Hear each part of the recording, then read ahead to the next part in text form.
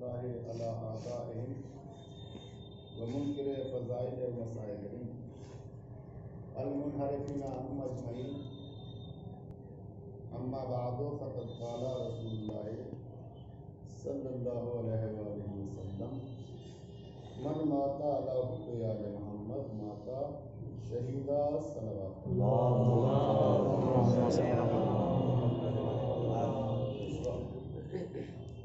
اس مجلس ادا کے لیے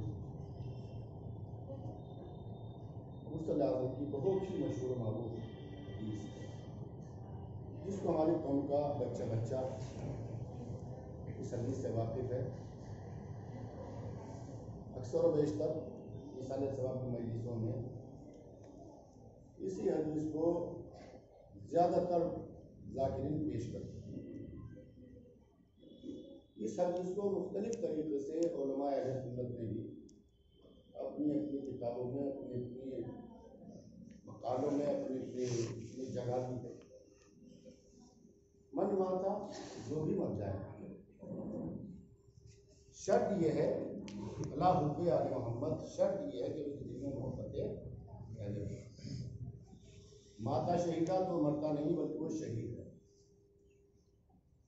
من ماتا اللہ حب آل محمد ماتا مغفورہ، جو بھی محبت اہل بیت کے اوپر اس دنیا سے جائے گا وہ بخشا ہوا جائے گا. من ماتا اللہ حب آل محمد ماتا تائبہ، جو بھی محبت اہل بیت رکھ کے دنیا سے جائے گا وہ توبہ کیا ہوا جائے گا. من ماتا اللہ حب آل محمد ماتا مستقل ایمان، جو بھی محبت اہل بیت کے اوپر اس دنیا سے جائے گا وہ ایمان کامل کے ساتھ اس دنیا سے جائے گا. لیکن ساری حدیثوں میں شرط جو ہے وہ محبت ہے. یہ مجلس مثال ثواب مجلس ہے. موت ایک امر یقینی ہے، کسی بھی انسان کو نہ انکار ہے نہ اس سے فرار. دنیا میں آپ تجزیہ کریں، مذاہب کی بھیڑ بھاڑ، عقائد بے شمار، جہاں پوری دنیا میں انتشار پھیلا ہوا ہے، ان سارے انتشار کا ذہن رکھنے والے انسانوں کو ایک جگہ اکٹھا کر کے ان سے ایک سوال کریں: بھائی کوئی ایسی چیز ہے کہ جس کے اوپر تم سارے کے سارے متفق ہو؟ نہ مذہب کا معاملہ ہو، نہ عقائد کا معاملہ ہو، نہ واجبات و مسلمات ہو، کسی طرح کو کوئی اختلاف جہاں نہیں ہے، تو ہر طرف سے ایک ہی آواز آئے گی اور وہ آواز آئے گی کہ موت. موت کے اوپر جو ہے، جب انسان موت کے اوپر آتا ہے تو نہ مذہب کا معاملہ ہے، نہ عقائد کا معاملہ ہے، نہ اپنے جو ہے واجبات مسلمات کچھ نہیں ہے. ہر انسان جانتا ہے کہ موت کو آنا ہے. موت کے معاملے کے اوپر نہ کوئی مذہب ہے، نہ کسی طرح کا کوئی فرقہ، نہ کوئی فرقہ، سب مان رہے ہیں کہ موت کو آنا ہے. جب سب کو پتا ہے، اور حد کو یہ ہے کہ ذرا بچے کو ایک طرف لے جا کے ذرا معلوم کرے کہ بھائی بتاؤ موت کے بارے میں، تو بچہ بھی اپنے ذہن کے مطابق یہی کہے گا: لن بھائی کہ ابھی ہمارا بچپنا ہے، اس کے بعد جوانی آئے گی، جوانی کے بعد بڑھاپا آئے گا، اور بڑھاپا جو ہے وہ قبر کی نظر ہو جائے گا. تو اس کی موت پہ آنے کے بعد میں ہر انسان تسلیم کر رہا ہے، ہر انسان مان رہا ہے، سب کو پتا ہے کہ اچھا چلیے سب مل کے بتلائیں کہ یہ آئے گی کب. بھائی آپ جو ہیں حالت بیماری میں کس طرح حالات پہ ہوں گے، یہ حالت صحت میں ہوں گے، تو یہ بھی کوئی نہیں بتا سکتا. اس کے بعد میں چلیے عمر بتلا دیں، 50 سال میں ہوں گے، 60 سال میں ہوں گے، یا 100 سال میں ہوں گے، تو یہ بھی کوئی نہیں بتا سکتا. چلیے سفر حضر بتا دیں کہ آپ گھر میں ہوں گے یا سفر میں ہوں گے، یہ بھی نہیں بتا سکتا ہے. لیکن سب مان رہا ہے، سب جان رہا ہے، سب کو پتا ہے کہ موت کو آنا ہے. تو بسم اللہ کا سوال یہ ہے کہ جب سب کو پتا ہے کہ موت کو آنا ہے، تو جہاں موت کا نام آیا وہاں سے انسان بھاگنے کی کوشش کیوں کرتا ہے؟ جہاں موت کا مسئلہ آیا وہاں سے انسان جو رائے فرار کرنے کی کوشش کرتا ہے. اگر نہ کی ہوتی تو اللہ کو کلام پاک میں بھائی سرور کہنے کی ضرورت نہیں ہوگی کہ موت تم تک چلی جائے گی، تم کو اٹھا لائے گی، چاہے تم اپنے کو پختہ دلوں میں پناہ کیوں نہ کرو. اس کا مطلب ہے کہ ظاہر انسانی نے موت سے بچنے کا راستہ جو ہے ڈھونڈنے کی کوشش کی ہوگی. تبھی تو اللہ نے کہا ہے چلی جائے گی، لے آئے گی تمہیں، چاہے تم اپنے کو پختہ دلوں میں پناہ کیوں نہ کر لو. تو کوئی قلعہ جو ہے موت سے محفوظ نہیں ہے. تو پھر سوال بھی وہی ہے، تو جہاں موت کا نام آیا وہاں انسان بھاگ کیوں رہا ہے، کیوں ڈر رہا ہے، کیوں پریشان ہے؟ اور یہ آپ ہماری بات چھوڑے، جناب موسیٰ کا واقعہ، آپ کی واقعہ مجھے بیان نہیں کرنا ہے. جب موسیٰ کا وقت آخر آیا ہے تو جب لاجواب کر دیا موت کو تو پروردگارہ تیرا بندہ آنے کے لیے تیار نہیں کہ واپس آ جاؤ، ہم نے انتظام کر دیا ہے۔ تو جب جناب موسیٰ بھی خوشی سے جناب نوح کا یہ جناب نوح کی عمر 2500 سال 2500 سال عمر ہے، 950 سال تبلیغ ہے، اور جب ملک الموت آیا ہے کہ اللہ کے نبی سب سے لمبا تجربہ دنیا میں رہنے کا آپ کو ہے، بتلائیے زندگی کو کیسا پایا، اس دنیا کو آپ نے کیسا پایا؟ تو 2500 سال گزارنے کے بعد میں جناب نوح کہتے ہیں بالکل ایسے محسوس ہوا کہ ایک مکان کے 2 دروازے ہیں، ایک سے داخل ہوا دوسرے سے نکل گیا۔ جہاں موت کا معاملہ ہے تو ہر سوال ہی وہی ہے کہ بھی یہ ڈر کیوں رہا ہے، پریشان کیوں رہا ہے؟ تو جہاں تک میں سمجھ پایا ہوں یہ انسان موت سے نہیں ڈر رہا ہے، بھائی ڈرا اس چیز سے جاتا ہے جس سے بچنا ممکن ہے، موت سے بچنا ممکن نہیں ہے، تو پھر ڈرنا کیا تھا تم موت سے؟ اللہ بھائی موت سے انسان نہیں ڈر رہا ہے، بالکل سامنے کی مثال ہے۔ اس میں بالکل ایسے آپ سمجھے کہ ایگزام کا پیریڈ اعلان ہو گیا، کل امتحان ہوگا، سب بچے تیار ہو کے بالکل صاف ستھری ڈریس پہن کے آ گئے امتحان۔ آنے کے بعد میں دیکھا ممتحن کرسی کے اوپر بیٹھا ہوا ہے، اس نے سب بچوں کے سر سے اندر ڈالنے کے بعد سب آگے، کہا جہاں سب آگے کوئی باقی تو نہیں رہا، کہا کہ نہیں کوئی باقی نہیں، کہا کہ بس سب بچوں سے مخاطب ہو کے کلاس ٹیچر نے ممتحن نے یہ کہا بس تمہارا امتحان اتنا ہے کہ جو سامنے جو یہ فیلڈ پڑا ہوا ہے پارک جو ہے اس میں جاؤ جا کے کھیلو، اتنا تمہارا امتحان ہے، لیکن ایک بات کا خیال رہے کہ کسی کا لباس گندا نہ ہو، جس کا لباس گندا ہوگا اس کو سزا ملے گی، جس کا لباس صاف ستھرا ہوگا اس کو انعام ملے گا۔ اب بچے گئے فیلڈ میں جانے کے بعد میں اپنی فطرت کے مطابق اٹھا پڑھا کرنا شروع کیے، گھر سے آئے تو صاف ستھرا لباس پہن کے ایک بالکل ڈریس پہننے کے بعد میں کسی کے لباس پہ کوئی نشان نہیں تھا، کوئی دھبا نہیں تھا، کوئی داغ نہیں تھا۔ اب اس کے بعد میں آنے کے بعد میں کھیلنے کے بعد میں جو ہے اب 2 گروپ ہو گئے، آئے تھے ایک گروپ میں، گروپ بن گئے 2، آدھے بچوں کے لباس گندے ہو گئے، آدھے بچوں کے لباس صاف ستھرے رہے۔ اب آئے تھے ایک گروپ میں 2 گروپ بنے، کچھ بچوں کے لباس گندے ہو گئے، کچھ کے لباس صاف ستھرے رہے۔ اب 2 نظریات قائم ہوئے بچوں میں، کیا دونوں کے نظریات ایک تھے؟ نہیں، ہر انسان پلٹ کے کہے گا جن کے لباس گندے تھے خوف محسوس کر رہے، ڈر ہے، جتنی دیر میں بلایا جائے گا سزا سے بچے رہیں گے، جتنی دیر میں بلایا جائے گا اتنی دیر سزا سے محفوظ رہیں گے۔ لیکن جن بچوں کے لباس صاف ستھرے تھے کیا وہ بھی یہی چاہ رہے تھے؟ نہیں، وہ ایک کے اوپر ایک، جتنی جلدی تجھے بلایا جائے گا انعام ملے گا، جتنی جلدی ہمیں بلایا جائے گا جانے کے بعد میں انعام ملے گا۔ بس یہی ہماری زندگی کے ساتھ اس دنیا میں آنے کے بعد میں جس انسان نے اپنے لباس زندگی کو گناہوں سے آلودہ کر لیا ہے موت سے بھاگ رہا ہے، جس کا لباس زندگی صاف ستھرا ہے اس کے دل میں ہر وقت یہ تمنا میرے والی جب چاہے بلا لے آنے، صلوات پڑھنے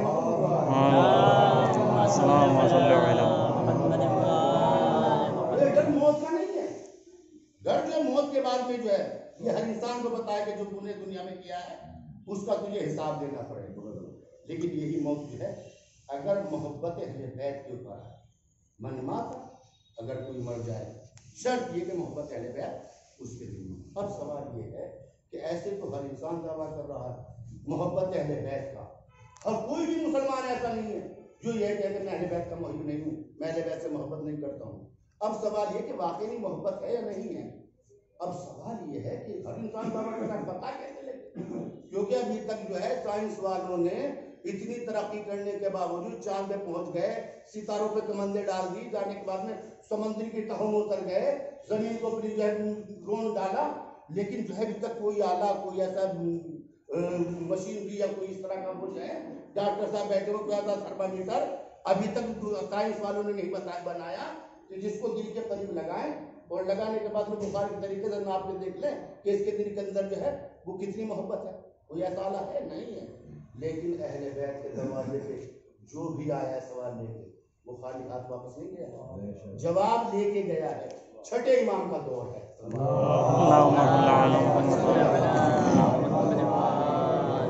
آنے والا آ رہا ہے سلام کر رہا ہے بیٹھا ہے، آنے والا آ رہا ہے سلام کر رہا ہے بیٹھا ہے، آنے والا آ رہا ہے سلام کر رہا ہے بیٹھا ہے۔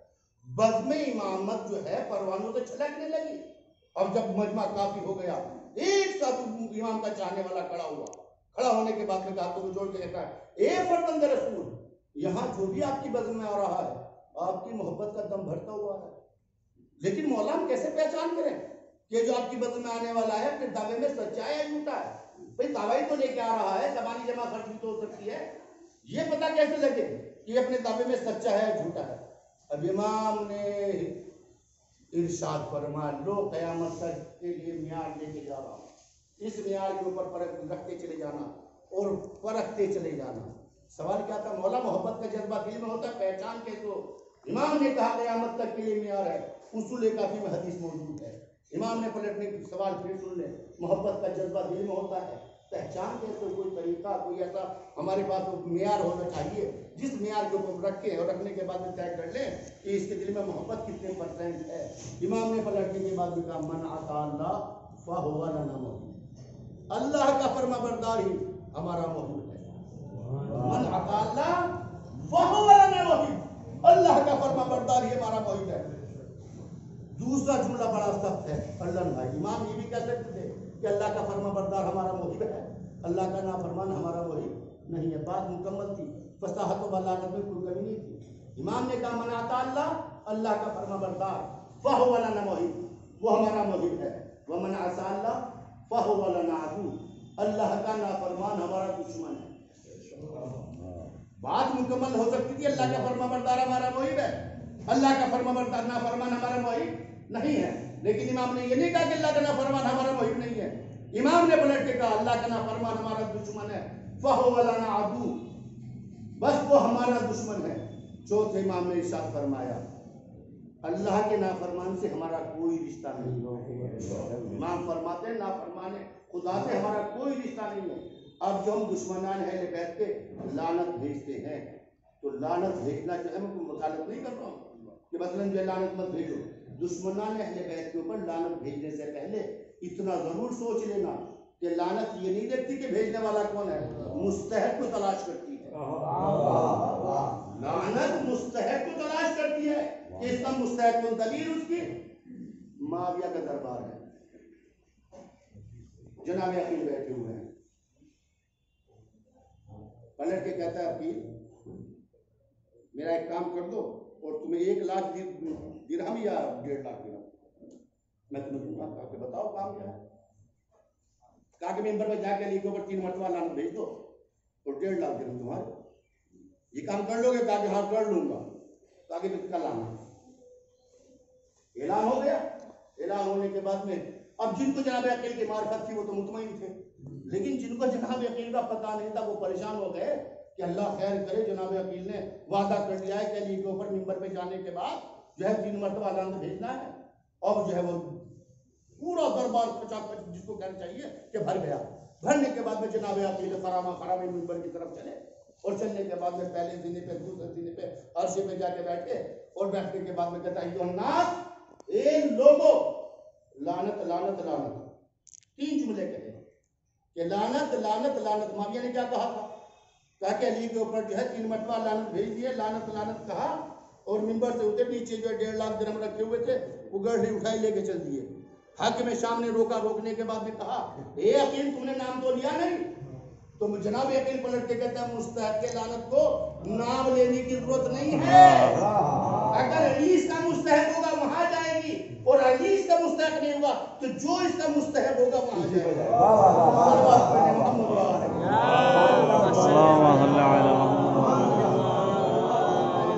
لعنت بھیجنے سے پہلے اتنا ضرور سوچ لینا کہیں وہ کام ہم خود کو نہیں کر رہے کہ جن کاموں کے اوپر ہم ان کو برا کہہ رہے ہیں۔ آپ دیکھیں کہ مثلا ہمارے یہاں بھی ذاتی میں چل رہا ہے کہ جنگ بدر سے فلاں بھاگا، جنگ احد سے فلاں بھاگا، جنگ خندق سے بھی فلاں یہ ہوا، پورا پورا سب کو پتہ ہے، مجھے یہ تو پڑھنا نہیں ہے، لیکن یہ تو سوچنے کی اتنا تو ضرور دعوت دے دوں گا، یہ جو بھاگنے والے تھے بھائی وسیع، یہ بھاگے کہاں سے تھے؟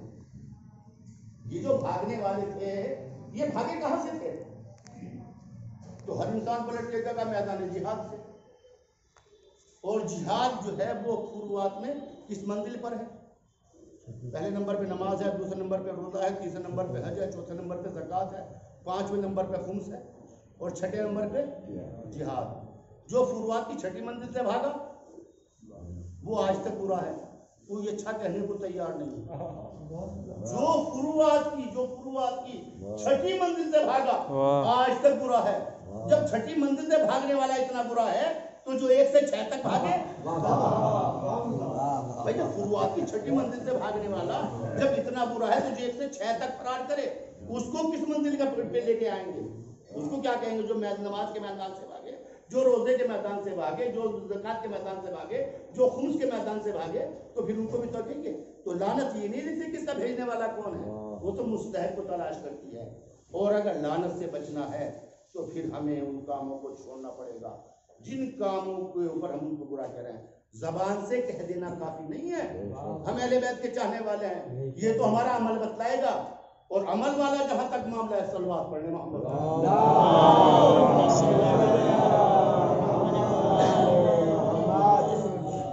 ہمارا عمل کیا ہے؟ بالکل یہ حالات حاضرہ. ایک نوجوان اس نے سنا 40 شب جمعہ اگر مسجد جمکران میں اگر کوئی حاضری دے اور مسجد سے لگی امام کی زیارت ہوتی ہے. شوق لگ گیا، نوجوان کا شوق لگ گیا. 40ویں شب جمعہ آئی، آنے کے بعد میں دل کی دھڑکنیں تیز بڑھ رہی ہیں. کیا 40ویں دن ہے، امام سے ملاقات ہوگی. اب اس کے بعد جو گئے حرم میں آنے کے بعد میں جو اس میں مسجد میں، اب اس کے بعد جو واپس ہو رہا تھا تو دیکھا ایک خوبصورت جوان سامنے کھڑا ہوا ہے. کہا کہاں سے آ رہے ہو؟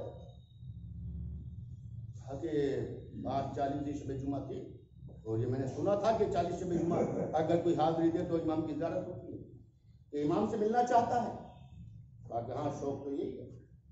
کہا کہ پھر فلاں دکاندار کے یہاں آ جانا. نام بتا دیا کہ فلاں دکاندار کے یہاں جانا، وہاں امام سے ملاقات ہو جائے گی. اب یہ تو اپنا صبح ہی تیار ہونے کے بعد میں دکان کھلنے کے ٹائم سے پہلے ہی جا کے بیٹھ گیا. اب بیٹھنے کے بعد میں جو ہے اب یہ انتظار کر رہا ہے. اب جو دیکھا کہ ایک جوان آیا، آنے کے بعد میں دکاندار کو اشارہ کیا. اشارہ کرنے کے بعد میں جو ہے وہ چپ رہے تاکہ اس نے کیوں منع کیا، اٹھنا بھی نہیں، بیٹھ گئے برابر میں. آنے کے بعد اب اتنے میں ایک سید زادی آئے. آنے کے بعد میں گوشت والے اس کے ہاتھ پہ رکھے ہوئے تھے. کہا کہ یہ بزرگ میں گوشت والے بیچنا چاہتی ہوں. کہا کہ بی بی کیا مجبوری آپ پر؟ کہا کہ مجبوری یہ ہے کہ 3 درہم کی میں مقروض ہوں اور میں پورے بازار میں اس کو لیے گھومتی رہی. سونے کے گوشوارے تھے، لیے گھومتی رہی، کسی نے 3 درہم سے زیادہ کہے نہیں اور مجھے ضرورت 5 درہم کی ہے اور ان کی قیمت جو ہے 3 درہم سے زیادہ کسی نے لگائی نہیں. یہ بیچنا چاہتا ہوں. لیا، لینے کے بعد میں وزن کیا، وزن کرنے کے بعد میں کہا بی بی ان کی قیمت 10 درہم ہے. پورے مارکیٹ میں کہیے بازار میں گھومتی رہی. اس کے بعد میں 3 درہم سے کسی نے اوپر نہیں کی. جب اس کے پاس آئی تو اس نے وزن کیا، وزن کرنے کے بعد میں کہا بی بی ان کے میں آپ کو 10 درہم دوں گا. کہا کہ وہ تو 3 درہم نہیں دے رہے تھے، تم 10 درہم دے رہے ہو. کہا کہ 10 درہم بھی مجھے فائدہ ہے، ان کو میں صاف کروں گا. صاف کرنے کے بعد میں پالش والش جو بھی ہوتی ہوگی وہ کرنے کے بعد میں جو ہے 12 درہم ان کی قیمت بن جائے گی. 2 درہم کا مجھے فائدہ ہو جائے گا. کہا کہ مجھے تو ضرورت جو ہے 5 درہم کی تھی، تم 10 کہہ رہے ہو. کہا کہ نہیں ہے ہی اتنے کے، یہ میں اس سے کم نہیں لوں گا، مجھے 10 ہی درہم دینا ہے. اس کو 10 درہم اس کے ہاتھ رکھ کے وہ لے کے چلی. اب یہ جو نوجوان بیٹھے ہوئے تھے انہوں نے فوراً پلٹنے کے بعد میں کہا اس جوان سے جو دیدار کی تمنا، جو ملاقات کی تمنا لے کے آیا تھا، پلٹنے کے بعد میں کہا کہ پہلے اپنے کو ایسا بنا لے، پہلے اپنے کو یہ جو دکاندار ہے اس جیسا بنا لے. اب جب اس جیسا بن جائے گا تو تجھے ملنے کی خواہش نہیں، ہم تجھ سے خود ملنے کے لیے آئیں گے. صلوات پڑھنے محمد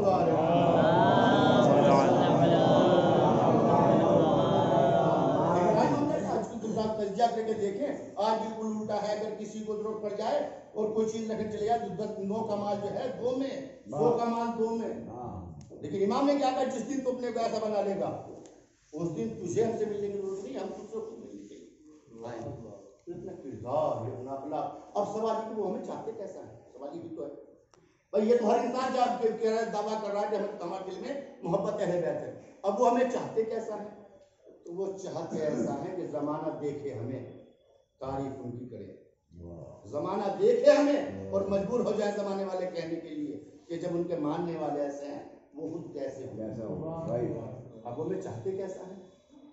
بس یہی طرف سے مسائل کی طرف بھی چلے جاؤں گا. بعد واقع کربلا سید سجاد آئے حج کے لیے، مکی سے باہر خیمہ لگا ہوا، ادھر سے جناب مختار کوفے کے حالات صحیح نہیں ہیں، جناب مختار نے حکومت حاصل کر لی ہے اور قاتلان امام حسین کو چن چن کے مارنا شروع کیا ہوا جناب مختار، اب وہاں سے نکل کے بھاگا کون؟ حسین بن نمیر، یہ کہہ میرے کہ وہ ہمیں کیسا چاہتے ہیں، نکل کے بھاگا، راستہ بھٹک گیا، پیاس کا غلبہ زبان ہے کہ اگر کچھ دیر پانی نہ ملے مر جاتا، اب دور سے خیمہ لگا ہوا دیکھا، اور دیکھنے کے بعد میں جو دل کو تسلی ہوئی خیمہ آیا تو انسان ہوں گے تو پانی بھی مل جائے گا، آیا شام کا وقت آیا، آنے کے بعد میں دروازے میں جھانک کے دیکھا تو دیکھا چوتھے امام مصلی عبادت پہ ہے،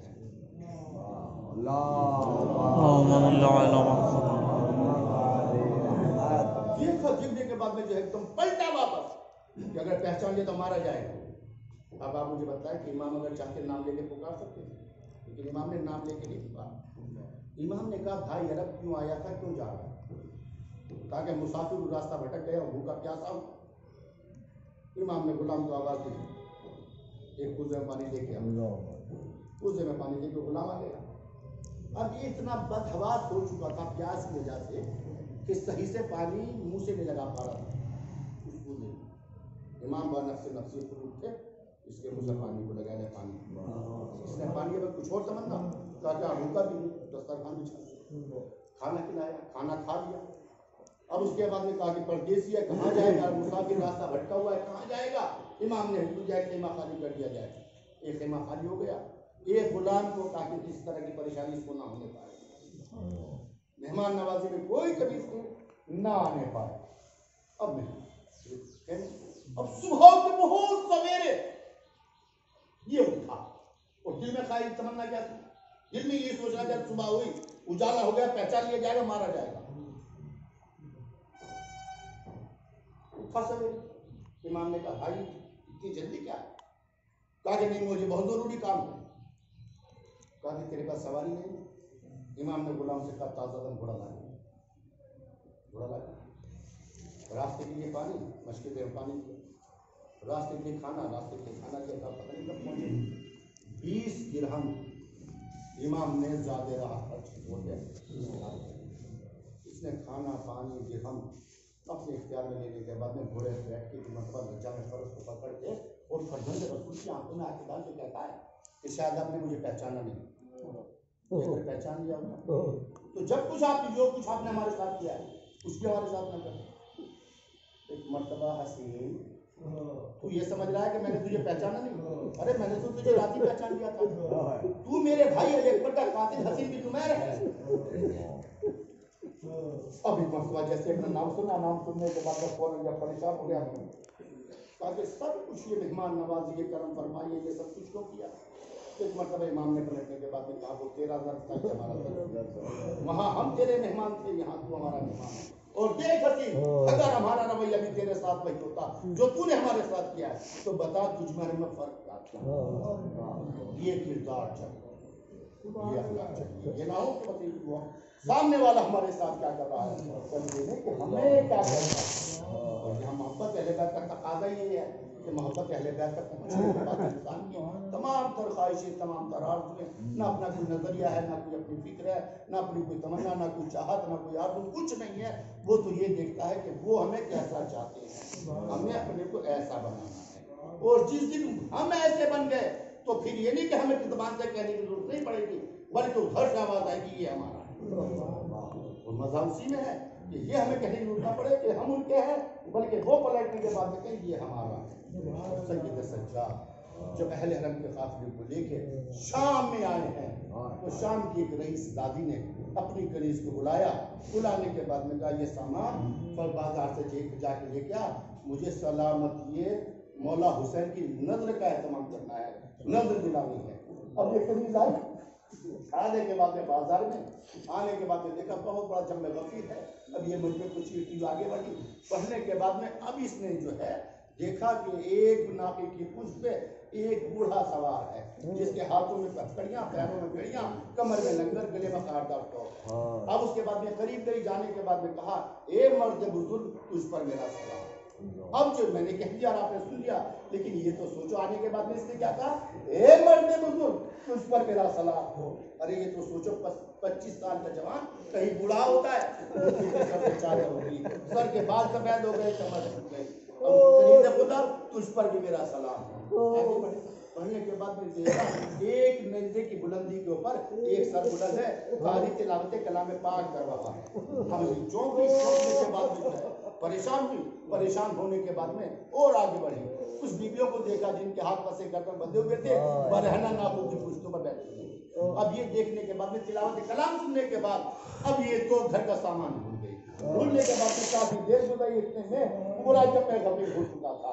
اب جو یہ واپس آئی، آگے بڑھنا ممکن نہ رہا، پیچھے ہٹی، گھر واپس آئی، مالے کا تو انتظار میں بیٹھی۔ آنے کے بعد میں پوچھا سامان لے کے آئی، تو ہاتھوں کو جوڑ کے کہتے نہیں بیوی، کہا کہ پھر نہ لانے کی وجہ بتلا، سامان لے کے کیوں نہیں آئی؟ کہا کہ وجہ سننا چاہتی ہے تو میرے پاس بیٹھ جا۔ پاس بٹھا لیا۔ ارے بڑے فخر سے کہا کرتی تھی میرا مولا ایسا قرآن پڑھتا ہے، میرا سید ایسا قرآن پڑھتا ہے، میرا والی مدینہ ایسا قرآن پڑھتا ہے، میرا سردار ایسا قرآن پڑھتا ہے۔ اے میری مالکہ، اے میری محسنہ، اے میری کرم فرما، تیرا مولا، تیرا آقا، تیرا سید قرآن تو پڑھتا ہوگا گھر میں بیٹھ کے جسم کے ساتھ، لیکن آج ایک ایسا اثر دیکھ کے آئی جسم کے ساتھ نہیں ہے، رو کے نیزہ کے اوپر سر بلند ہے اور تلاوت کلام پاک ہو رہی ہے۔ اب اس نے فوراً جیسے سنا، سننے کے بعد جلدی سے جا معلوم کر کیا یہ کہاں کے ہیں، انہیں کس نے لوٹا ہے، انہیں کہاں لوٹا، ان کا جرم کیا ہے، ان کا وطن کون سا، بہت سارے سوال اس نے کنیز کے حوالے کیے۔ اب یہ کنیز آئی بازار میں، آنے کے بعد میں کہتی ہے اے قافلے والوں، تمہیں سردار قافلہ کون ہے؟